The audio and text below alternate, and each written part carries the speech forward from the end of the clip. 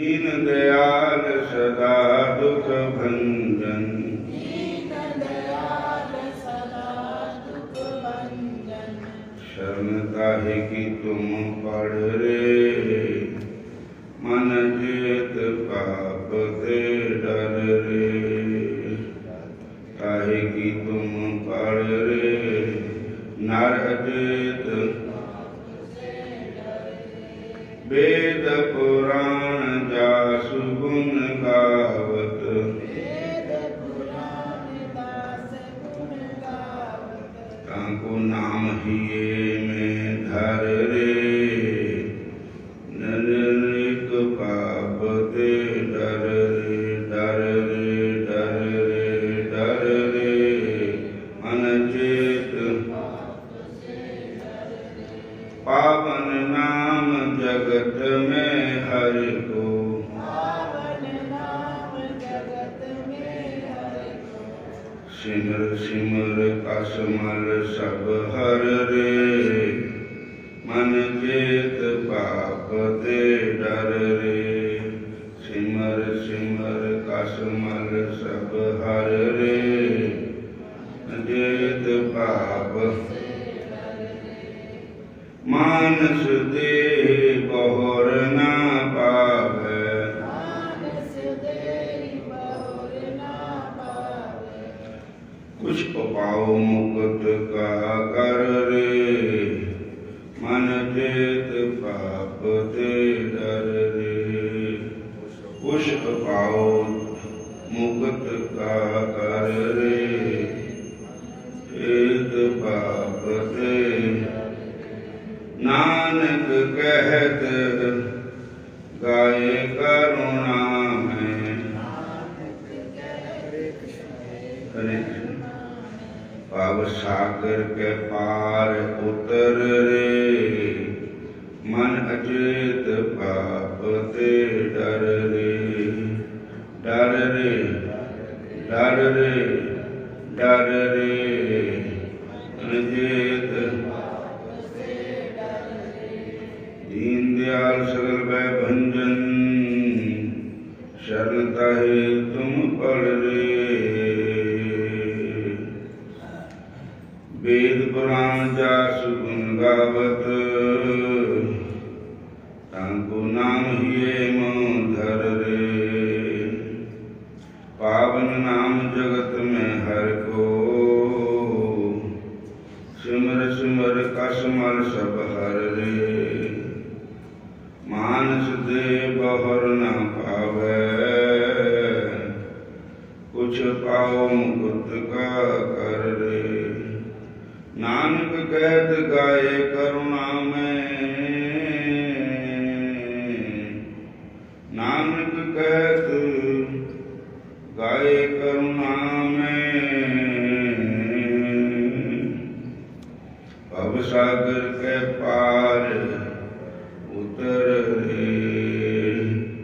डर रे डर रे डर रे, मन अचेत पाप ते डर रे।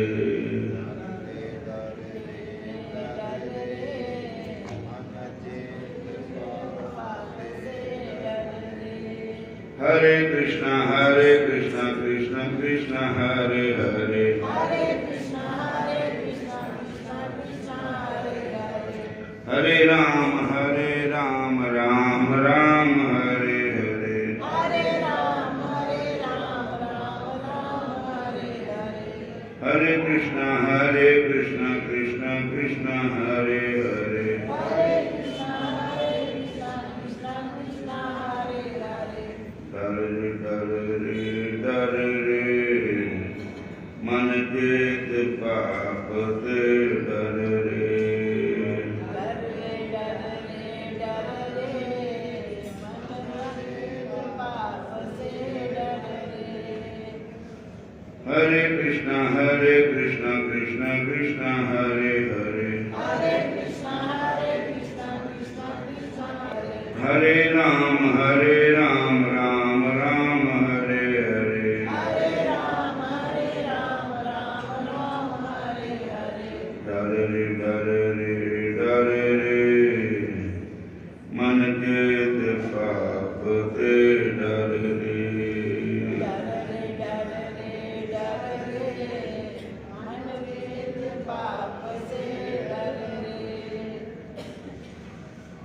हरे कृष्णा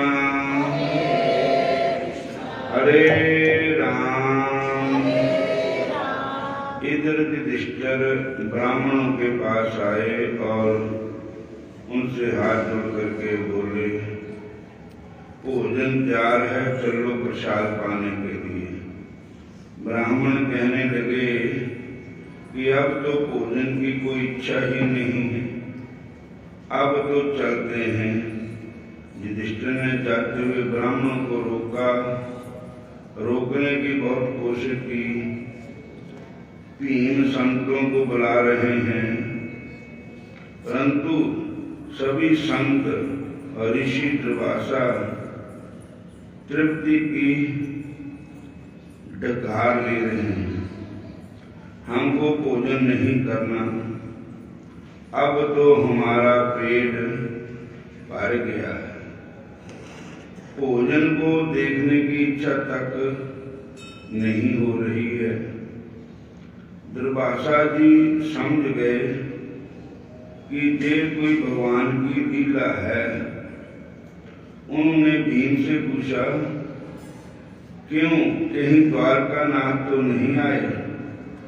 भीम बोले, तो वो तो बहुत देर से आए हुए हैं और द्रौपदी के साथ बात कर रहे हैं।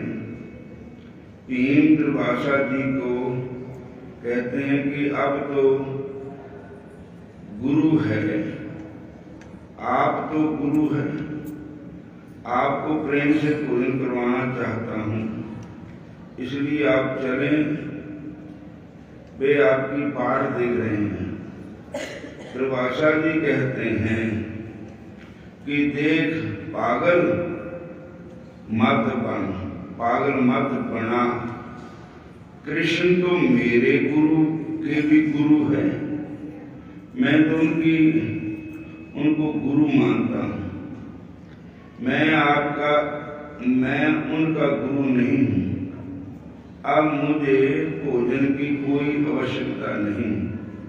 तुम्हारा प्रेम, तुम्हारा त्याग, तुम्हारी कृष्ण भक्ति, तुम्हारा कृष्ण प्रेम देखकर ही मुझे तृप्ति हो गई है। अब मुझे भोजन की कोई आवश्यकता नहीं। दुर्वासा जी ने आशीर्वाद दिया कि युद्ध में तुम्हारी विजय होगी और कौरवों का नाश होगा। अर्जुन युधिष्ठिर जी से कहते हैं कि क्या हमने इतने बड़े योद्धों को युद्ध में मारा? ये सब उनकी कृपा थी। देखो, कृष्ण साक्षात ईश्वर है और वही कृष्ण हमारे रथ के सारथी बनकर रथ में बैठे, रथ के आगे बैठे और कौरव दल के योद्धों की आयु, बल, ओज और यश को केवल उन्होंने अपनी आंखों से बल पर खींच दिया। अर्जुन कहते हैं कि एक बार मैंने श्री कृष्ण से मजाक में कहा था कि तुम तो सच्चिदानंद हो, तुम तो भगवान हो, पर एक बात बताओ कि जब तुमने मिट्टी खाई, मैया ने पूछा कि तुमने मिट्टी खाई, तो तुमने कह दिया कि मैंने मिट्टी नहीं खाई। बताओ, ये कहाँ की सत्यवादिता है? मैं कृष्ण से ऐसे कहता, फिर भी कृष्ण मेरी बात का गुस्सा नहीं करते। मित्र मित्र की बात सह लेता है, वैसे ही श्री कृष्ण सह लेते थे। इस प्रकार का वर्णन करते हुए अर्जुन व्याकुल हो रहे थे। उनको गीता का उपदेश याद आ गया और श्री कृष्ण के चरणार बिंदु का स्मरण हो आया।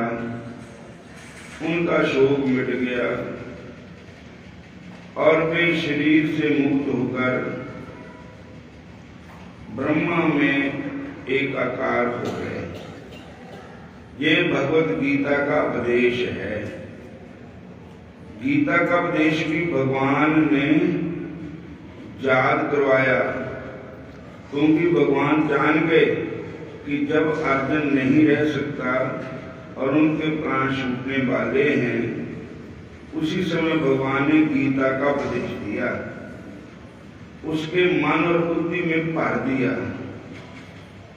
युधिष्ठिर ने सोचा कि अब हम जहां पर रहकर क्या करेंगे, अब हमें चलना चाहिए। कुंती भी संसार से विरक्त हो गई और अनन्य भक्ति से अपने हृदय को भगवान श्री कृष्ण जी के चरणों में निवेदित कर दिया। हरे कृष्ण। युधिष्ठिर महाराज कहते हैं कि कल मैं घूमने के लिए निकला तो एक लोहार के पास मैंने एक वस्तु देखी और उसे बुलाकर पूछा कि हे लोहार जी, ये क्या है? तो वह बोला कि ताला है, ताला। मैंने पूछा कि ताला क्यों? तो उसने बताया कि लोगों के घर चोरी होने लगी है।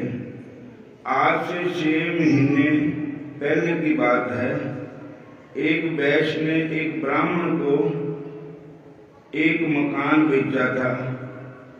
उस घर के नीचे से उसको सोना मिला था, तो वह ब्राह्मण उस धन को लेकर सेठ के पास आया। सेठ बड़ा धर्मनिष्ठ था। वे बोला, मैंने तो मकान तुमको बेच दिया, अब जो कुछ भी है वो आपका है। उसमें जो कुछ भी निकले तो तुम्हारा है, मेरा नहीं है। ब्राह्मण ने कहा कि नहीं, उस संपत्ति पर तुम्हारा अधिकार है, हमारा नहीं, क्योंकि पहले तुम ही उस मकान में रहते थे।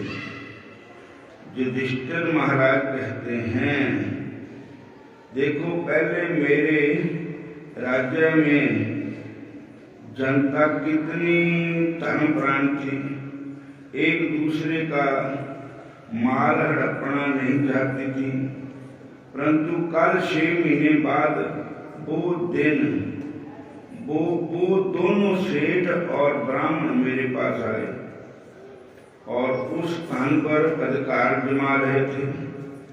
युधिष्ठिर जी कहते हैं कि अब कलयुग आ गया है। कलयुग कलह का युग है। जिस घर में श्री कृष्ण की कथा होती है वहां कलयुग का निवास नहीं होता। इस प्रकार सभी कृष्ण भगवान की लीला का वर्णन करते हुए तन्मय हो रहे थे। प्रातः काल होते ही युधिष्ठिर ने परीक्षित को बुलाया तथा ब्राह्मण आदि को बुलाकर परीक्षित का राज्य तिलक करवाकर उसे राजा बना दिया। उधर श्री शूरसेन के अधिपति वज्रराव जो मथुरा का राज्य दिया, उसके बाद पांचों पांडव द्रौपदी के साथ हिमालय की ओर प्रस्थान करते हैं। जब हस्तिनापुर छोड़ा था तो युधिष्ठिर के पास आंखें थी, परंतु वे इन आंखों से किसी को देख नहीं रहे थे, कानों से कुछ सुन नहीं रहे थे। आंखें कृष्ण दर्शन के लिए थी, कान कृष्ण कथा के लिए थे, जाके दूसरे की निंदा सुनने के लिए थे। हिमालय पर पहुंचकर एक पांडवों ने केदारनाथ की पूजा की। जीव और शिव थे। जीव और शिव का अंतिम मिलन होता है केदारनाथ में। केदारनाथ में ऐसी मान्यता है।